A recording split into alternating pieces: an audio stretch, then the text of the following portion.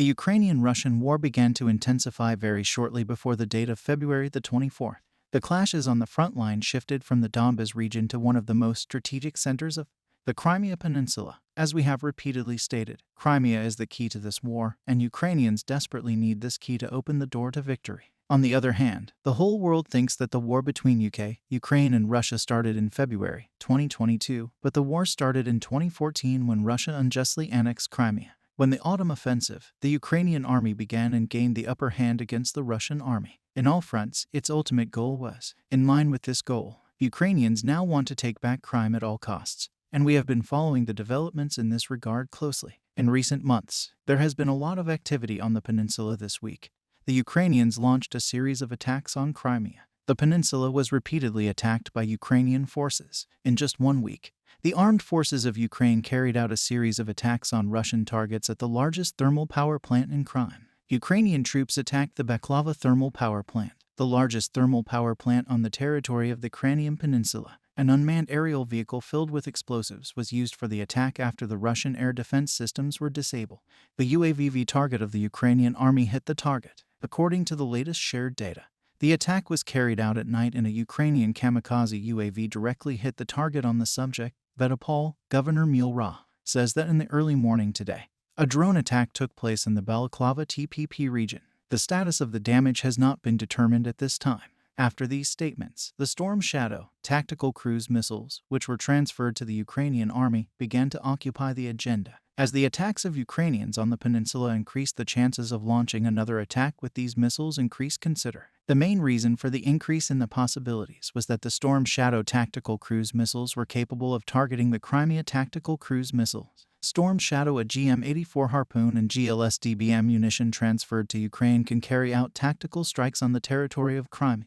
In the case of the GLSDB ammunition, the affected area will be quite limited, but even in this case, the Russian elements in Pretoria, one of the largest cities on the peninsula, will be destroyed. However, if Storm Shadow tactical missiles and MG-84 Harpoon cruise missiles are supplied to Ukraine, Russian elements in almost every part of the peninsula can be destroyed. In addition, the GM-84 Harpoon cruise missiles and Storm Shadow tactical cruise missiles, which constitute the largest missile power in Ukrainian army inventory, having a relatively equal range. These missiles pose a threat, not because they can attack at ranges of 250 kilometers, but because they can fly at extremely low altitude, and thus remain undetected until the moment of attack. It is known that the UK is already considering transferring such weapons to Ukraine. Moreover, apparently it is planned to equip Su-24M frontline supersonic bombers with these missiles. As previously reported, Poland began to check the possibility of using such weapons and, as previously reported, had some success. This situation makes the Ukrainian plans to besiege Crimea a little, because the Ukrainian army gaining strength is getting closer to its main goal. With each passing day against Ukraine's progress on this issue, the Russian side has also started to raise concerns. The Kremlin has made it a policy to play the nuclear bluff card. Now, it is expected that the Russians will again put forward this nuclear trump card against the Ukrainian aim of reclaiming Crimea. On the other hand, as Ukrainian forces retake large areas of their country, possible southern attack could put the Ukrainian armed forces within range of the P. Crimea is actually the ultimate reward for Putin's strict rule. The peninsula is the focal point of Russian imperial nationalism and has long occupied the minds of a nation still living in a world of conquest. Russia's invasion and annexation of the Crimean Peninsula in 2014 therefore represented the return of the empire, and for nationalists, losing it meant losing what was left of imperial. Russian forces in Ukraine will fight harder to keep their so-called unsinkable aircraft carriers than they do to control other occupied territories, and most importantly, not to lose Crimea before the war. Russia leased its naval base in Sevastopol in Crimea from Ukraine. The appearance of unmarked green troops in Crimea in 2014 marked the beginning of Russia's first invasion, with its capture of the peninsula, persecution of ethnic minorities in the region such as the Syrian Tars. After the Stalinist purges and deportations of ethnic Russians in Crimea, Tars were already facing demographic collapses, and Putin is pursuing similar policies. Crimean Tatar opposition figures were imprisoned and tortured by the Kremlin. And in 2014, the homes of those lucky enough to escape were retaken by Russian colonialists. Nearly 1 million Russian colonialists may move to the P, violating the international law on population transfers. Moscow claims that these new populations constitute what the Kremlin sees as persecuted Russian speakers, but most of them are actually part of a growing number of military personnel and their families living on the peninsula. When Moscow consolidated its control over Crimea, it had figures indicated to the Russian people that it was inviolable, that it was under Russian control, and that there was no way Ukraine could hit it. All that changed in the summer of 2022 when the ZU attacked important Russian air bases. Putin could not hide the shock of these attacks and the mass panic of the Russians leaving the peninsula. Half of Russia's Black Sea Fleet planes have either been damaged or destroyed since August last year, as their red lines for attacking the so-called Russian territory of Crimea have been repeatedly violated.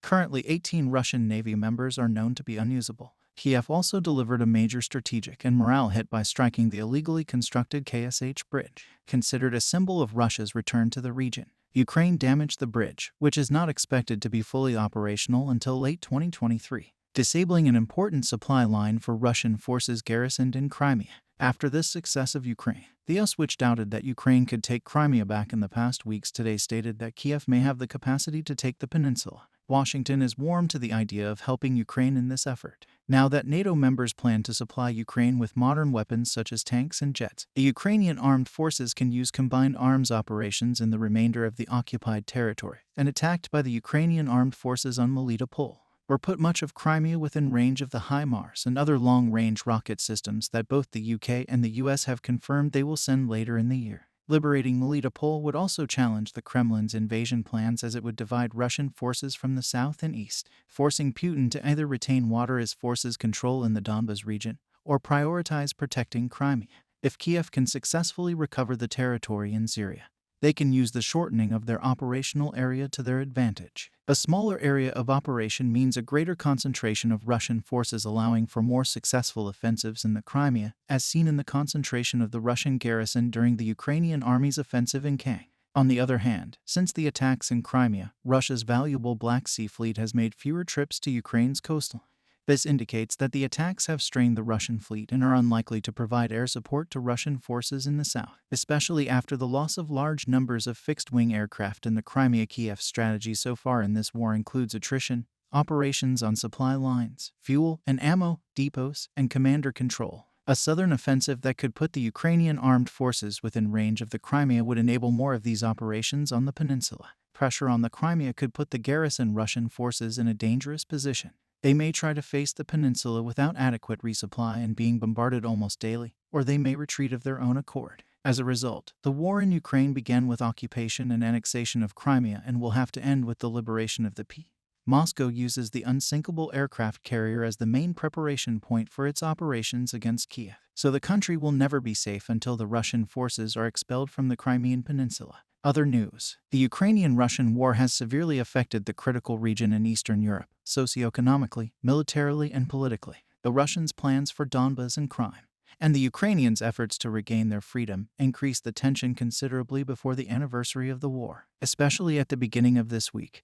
Ukrainian forces reflected on their successful advances on the front lines. Mobility has increased in Mariupol, one of the most critical front lines of the Crimean Peninsula in the south of Ukraine and the Donetsk region in the east of the country. The reason for the rise in tension in Crimea is considered to be the airstrikes and counterattacks carried out by the Ukrainian army in the last. You may remember that the Ukrainian armed forces targeted Crimea many times in the past 7 days. Zik, Sevastopol, and Armyansk, located on the border with the Kherson region of the peninsula, were subjected to attacks by unmanned aerial vehicles of Ukrainian forces. As a result of these attacks, an atmosphere of fear and panic naturally arose in the peninsula. The residents of Crimea have already greatly increased their escape from the peninsula since the first days of February 2020. Now, as a result of the last striking attacks of the Ukrainian forces on the peninsula, the flight from Crimea has reached its peak, especially after the drone attacks on Sevastopol. The voyages of some Russian ships in the Black Sea were prevented today. However, news emerged that some additional flights have begun to be rescheduled in the peninsula.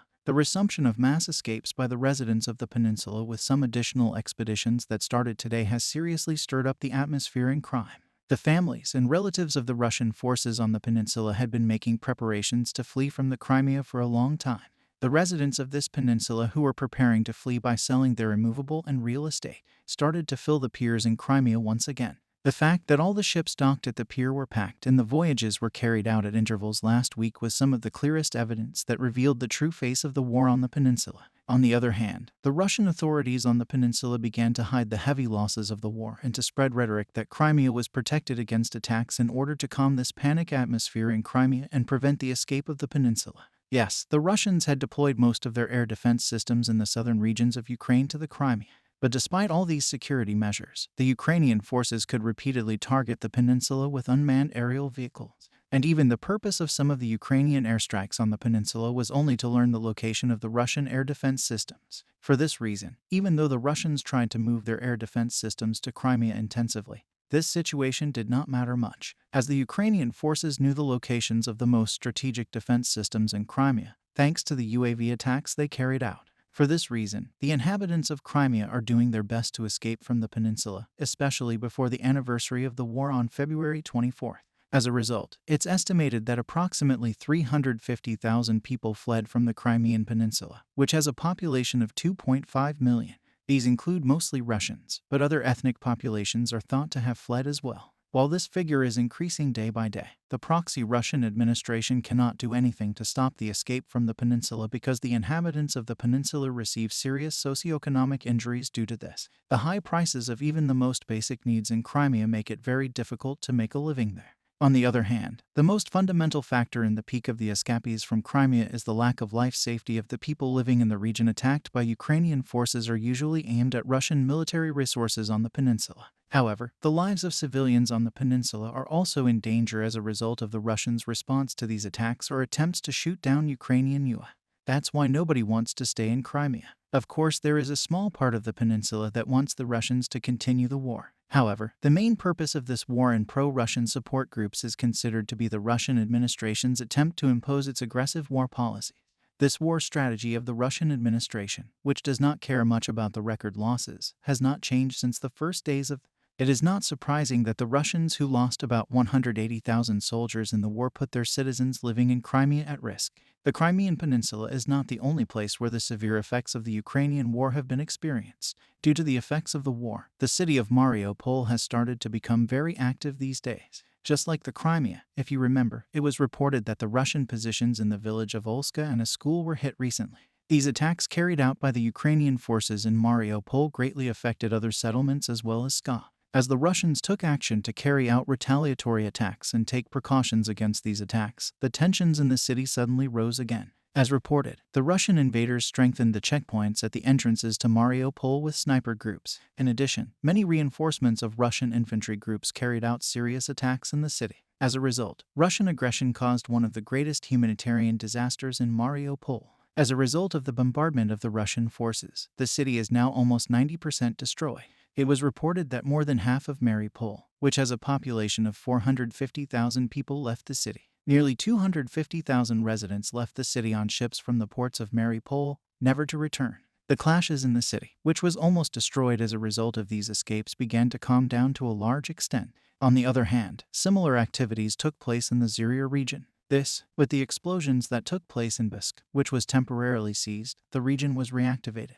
After more than 100 Russian invaders were killed with the increase in the panic environment, the Russians in this region began to leave Bisk due to possible attacks by the Ukrainian forces. As a result, the Ukrainian forces almost caused the Russians to make mass escapes on the southern front lines, and in some parts of Dan. In this way, the Ukrainians who took control of the battlefield much more gained a great advantage before the anniversary of the war. On the other hand, at the beginning of this week, there was another striking situation that affected the war. A critical move came from the US in this important time period when the escapes increased and the war started to show its true face. Much more, Biden visited Kiev and promised $500 million in new weapons aid to US President Joe Biden, who made a surprise visit to Kiev 4 days before the first year of Russia's invasion of Ukraine came to a close, gave the message to President Vladimir Zelensky that Washington is with him until the end. Among the weapons, Biden promised are artillery shells, anti-tank ammunition, and alarm systems against airstrikes. The U.S. president also promised to impose a series of additional sanctions on Russia. Ukrainian President Vladimir Zelensky published the footage of the moment. He shook hands with us, President Biden, who gave a strong message of support to his country with his visit on his Telegram page and a statement shared by Zelensky on his social media. Joseph Biden, welcome to Kiev. Your visit is a very important sign of support for all Ukrainians, he wrote. On the other hand, Biden, who made critical statements during his visit to Ukraine, said, "With my visit to Kiev, we reaffirm our unwavering commitment to Ukraine's democracy, sovereignty, and territorial integrity. When Putin launched his invasion about a year ago, he thought Ukraine was weak and that the West was divided. He thought he could outlast us, but he was sorely. Biden, who said that the Ukrainians paid great price and made great sacrifices, signaled that the support provided to the Ukrainians would continue with these statements. Biden's visit was kept secret for security reasons. Zelensky and Biden left St. Michael's Cathedral. Sirens were heard in Kiev. However, there was no news of an air attack or missile hitting the city. Many streets in Kiev were closed to traffic. This morning, after the U.S. president's visit, the business in Kiev resumed. After Ukraine, Biden will travel to Poland today for a 3-day visit. Next news. The war between Ukraine and Russia has entered a new critical period with tactical changes. The Ukrainian army increased its war strategy to advanced levels and concentrated on point-and-shoot attacks. Over the past week, Ukrainian forces have completely blocked Crimea and its surroundings, as you may recall, for a clear win. The southern front lines of Ukraine also suffered from clashes and offensives. First of all, Ukrainians attacked the city of Tango in Crimea with 12 drones. Immediately after the rise of tension in the peninsula, the Ukrainians began to increase their influence in the Kherson. To establish a link between both Crimea and Kherson, the Ukrainian armed forces launched a stunning attack at armies that caused massive explosions. These attacks, which left the Russians in a dilemma, endangered the most strategic parts of the war. So the occupation forces were confused whether to focus on the Crimea or Kherson. These clashes and counterattacks, which occurred as a result of the incredible military preparations of the Ukrainian forces, brought up the need for some measures to be taken on the Russian side. Many questions remain unanswered, such as how Russia looks at this preparation, how it will respond, how it will reinforce the front, and whether it will take destructive measures in its counter. What we can say for now is that Russia has started to take defensive measures against intensive mechanized operations in the land sections that currently holds. Russia will not only respond defensively to Ukraine's mechanized operation in the Donbas and Crimea. Along with it, a comprehensive new operation will be launched from the air, sea, and cyberspace units, and will even target the areas where these newly issued weapons are stored in the logistics lines, especially the communications infrastructure, important headquarters, and political decision centers within the points to be hit. In this respect, it seems that it will be possible to see mission types such as landing airborne troops, or airborne, which we have not seen much until. It is thought that this spring there will be a period of war in which both sides have completed their preparations and acted in line with their plans, where they may witness violent clashes. Goals are set. There's only one way for Ukraine. Ukrainian President Zelensky, who said that everything started with Crimea and will end there, has taken that path step by step in order to seize Crimea. The dominance of Ukrainian forces in the Kherson region is also vital to this end.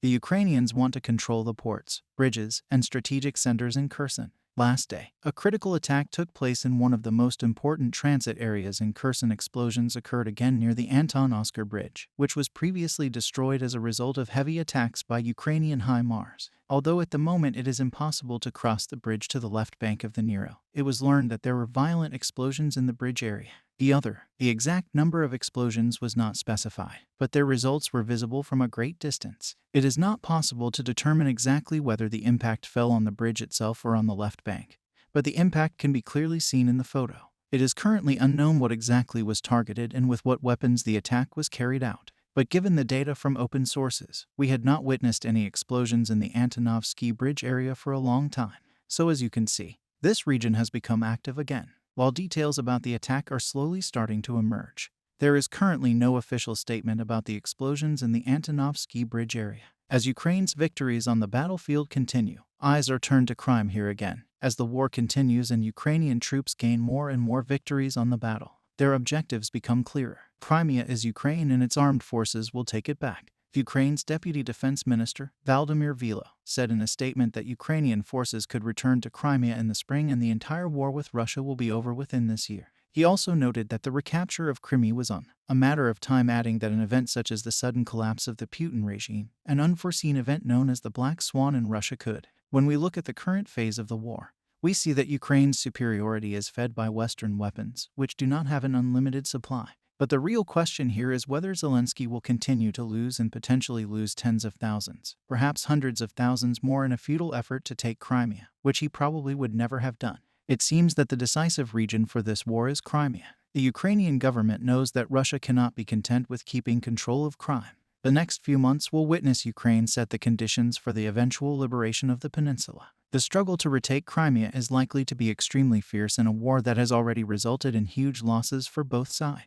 But there are also military experts who believe the recapture of the peninsula is essential to Ukraine's long-term survival and claim that Ukrainian forces have shown they have the ability to get the job done as long as the peninsula remains in the hands of the sea. Ukraine and the Ukrainians will not be able to escape Russian aggression after months of success on the battlefield in a row. It is clear that Ukraine has the capacity to liberate Crimea. While it is clear that Russia will not emerge from this war with a decisive victory, it is unlikely that Ukraine will give up on Crimea through negotiations or political pressure. Therefore, it is clear that Ukraine can liberate the peninsula and achieve this with the support of the West. In response to all this, Ukrainian President Vladimir Zelensky promised to remove Russian forces from all occupied territories, including Crimea. The president continues to progress at full speed in line with the decisions he has taken. On the other hand, NATO military officials, especially the USA, determined that Ukraine should now lodge a strong counterattack. Policymakers of Ukraine and the United States and their partners resolutely said Russian troops from Crimea and Donbas will be completely expelled from the border, and then peace will be talked about. The statement was put forward as an operational purpose. However, when the nature of the recent military support to Ukraine was evaluated, it became clear that the time has come to achieve this goal. So looking at what was planned when the period of March and April came, in other words, in the spring, it became clear that Ukraine, which reinforced its mechanized power, would launch a large-scale counterattack. This plan was accepted at the Zelensky summit with Biden, and then the preparations began. In this context, the last point was made in accordance with the decisions taken at the NATO defense ministers meeting held in Ramstein in Germany.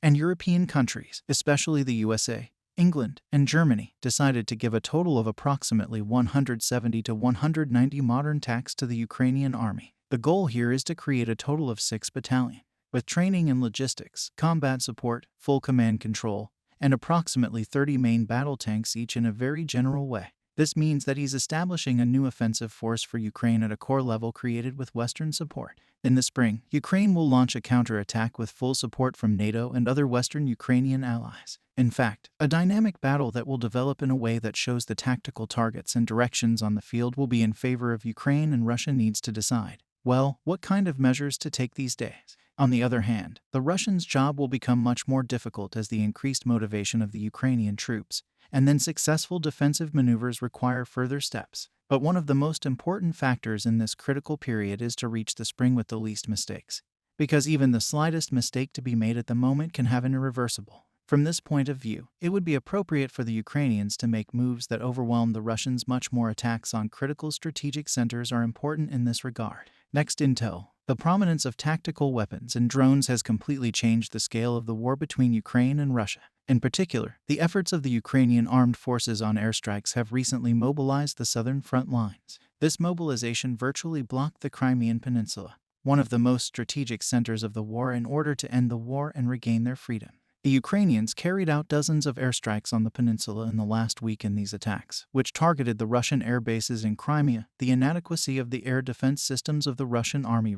If you remember, when the Ukrainian forces targeted the Crimean cities such as Toko, Spo, and Saki with UAVs, Russian sources reported that these airstrikes were blocked by Russian air defense systems on the peninsula. However, it was concluded that as a result of these attacks by the Ukrainians, some Russian military equipment was damaged, and the Russian air defense systems were not sufficient. After the decision of the Russians to move the air defense systems located in Kherson, Mela, Topol, and other front lines of Ukraine to Crimea, another issue that occupied the agenda emerged. The striking subject was about the S-300, one of the most important air defense systems of the Russian. Due to logistical problems and the impossibility of timely maintenance of equipment in combat conditions, Russian troops began to return S-300 seconds to manufacturers as they failed prematurely or were damaged by Ukrainian airstrikes. In this critical time period, the Russian defense industries collapsed due to the war, and also the Russian army's withdrawal of the S-300 seconds from the front due to malfunctioning left the airspace of the Russians vulnerable,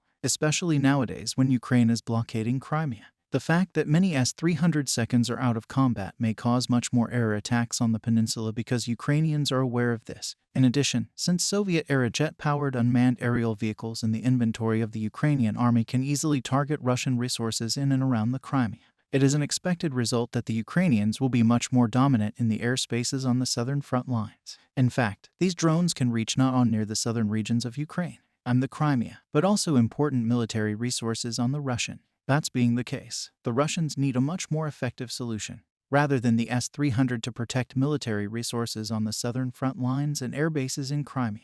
In addition, the loss of more than 65 air defense missile systems in the Russian army, including the Panzer S-1 and Buk M2, causes the S-300 problem to grow much more. We remember that before the S-300 seconds Mal, as Ukraine launched the counterattack to reclaim its lost territory in the south, Russia withdrew an S-300 missile battery deployed in Syria to a Russian port near Crimea. Thinking that this measure will protect Crimea, the Russians are currently considering how to fill the gap of the S-300 air defense systems. In fact, the Russians wanted to secretly move the S-300 seconds in Syria to the Crimean Peninsula. However, the Israeli satellite company ImageSat International shared photos showing the presence of S-300 batteries in Mazha in northwest, and images recording that the same area was completely empty within a month, stating that the S-300 pods went to the peninsula from the port of Tartus. The company concluded that the missiles were transferred to Russia by the Sparta II ship, which was moving from the port of Tartus towards the Russian Black Sea port of Novosibirsk.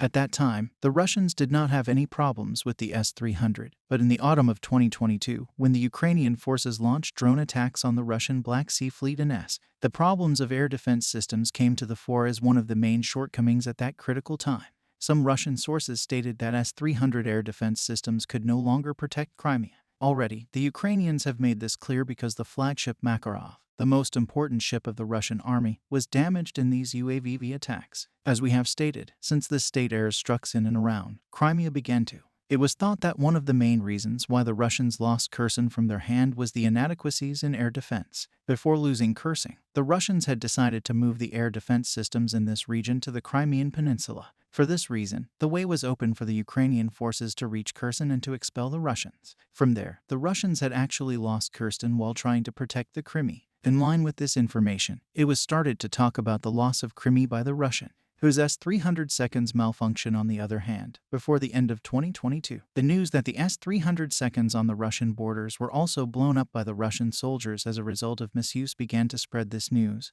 was the clearest evidence that there was a problem with the S-300 seconds. It was also stated that in that critical time period, a Russian S-300 air defense system that flew into the air in Belgrade was blown up as a result of the fault of the Russian soldiers. But no one had thought of the possibility of systematic problems with the S-300 seconds that took off in Belgrade.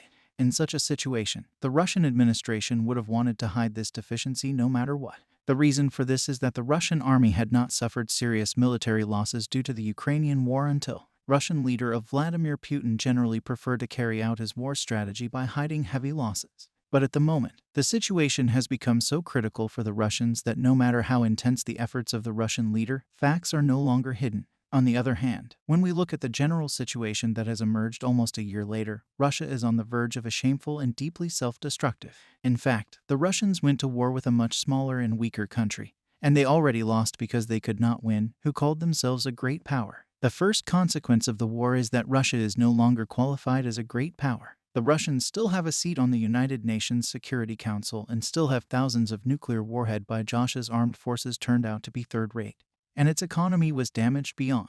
In contrast, the generally considered weak and poorly managed Ukrainian military has demonstrated an impressive fighting power that will certainly change Ukraine's post-war geopolitical stance. Worst of all, the war threatens to destroy Putin, his regime, and Russia itself. Even the demonstration elites recognize that he has brought their own wealth as well as their countries to the brink of collapse. If the war continues to go badly for Russia, as it certainly will, Putin's chances of being overthrown will increase. And sooner or later, the person held responsible will lose his authority or his head. As in most countries that have experienced more than one crisis due to lack of leadership, if and when Putin goes, the highly centralized fascist regime in which he serves as a cornerstone will likely collapse in the brutal power struggle that is bound to explode. The chances of Russia's democratic forces being victorious are indeed. Such an outcome could end the war and save the Russian state. Alternatively, if the struggle continues indefinitely or if the fascists are victorious, civil war is almost inevitable, and in the ensuing chaos, about 20 non-Russian units of the Russian Federation are likely to leave. The first will be Church and dictator Amazon Karo, who has a sizable private army and will happily stab his former supporters in the Kremlin in. If others follow, which they certainly will, the Russian state may be a thing of the past. Meanwhile, Ukraine will use the chaos in Russia to consolidate control over territory. Putin ceased in 2014 and 2022. Ukraine's economy will be a mess, but Kiev's moral authority, strategic importance, and strong ministry should ensure it receives significant economic support. Ukraine's resilience and commitment to rebuilding will also support economic recovery. It was hard to imagine in February 2022 that the war would last a year.